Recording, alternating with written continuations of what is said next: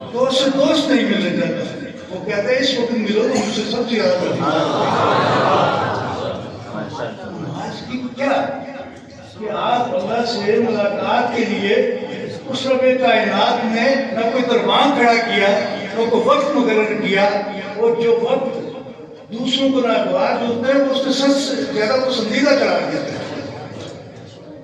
کہ اللہ کی کتنی بڑی اس خالق کائنات نے ہم بادشاہوں کی بااختیار لوگوں کی ملاقاتوں کے لیے سفارشی کرا دی. اگر وقت مل جائے 2 منٹ اس کے انتظار میں گھنٹے بیٹھے رہتے ہیں. تمہارا رب تمہیں کہتا ہے کہ 5 وقت تو تم لازمی آؤ، نہیں آؤ گے تو میں ناراض ہوں گا، اور اس کے علاوہ جس وقت جس لمحے جاؤ آؤ میری ملاقات کے لیے. اور پھر وہ لمحے جس وقت کوئی تمہیں نہیں ملنے دیتا اس لمحے مجھے ملو تو مجھے تو بہت ہی عزیز ہے. عزیزوں جو اسلام کی جو نظام عبادات ہے اس میں جو فلسفہ اور حکمت ہے وہ انسانوں کو سمجھ جائے اس دنیا اور زیادہ لمبی بات نہیں کرنا کیونکہ لمبی باتیں تو ہم اللہ کا شکر ادا کرتے ہیں کہ ہمیں اس بستی میں یہ اللہ کا گھر نصیب ہوا. یہاں پہ بچوں کے لیے مدارس ہیں اور یہ سب اللہ کی فضل سے.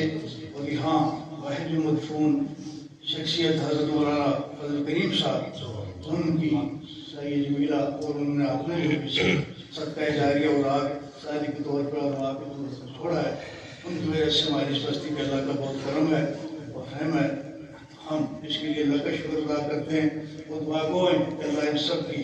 صلاحیتوں میں صحت میں عمر میں برکت عطا فرمائے اور ہم کو بھی اس دین سے اور مدارس سے وابستگی سے.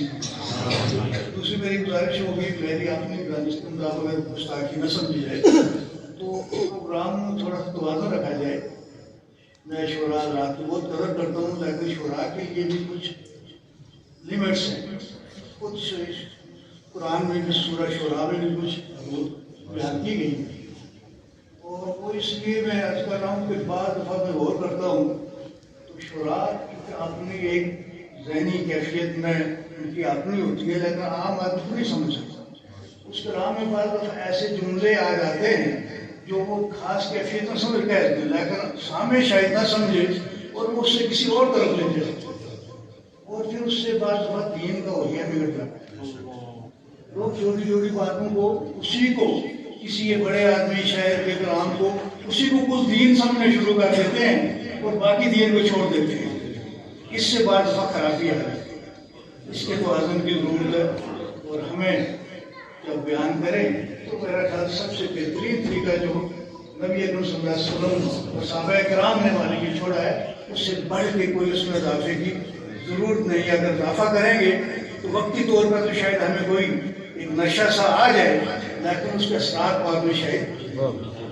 توازن وہی ہے جو میرے نبی نے مکمل کر دیا حدیث اور صحابہ کرام اسی کو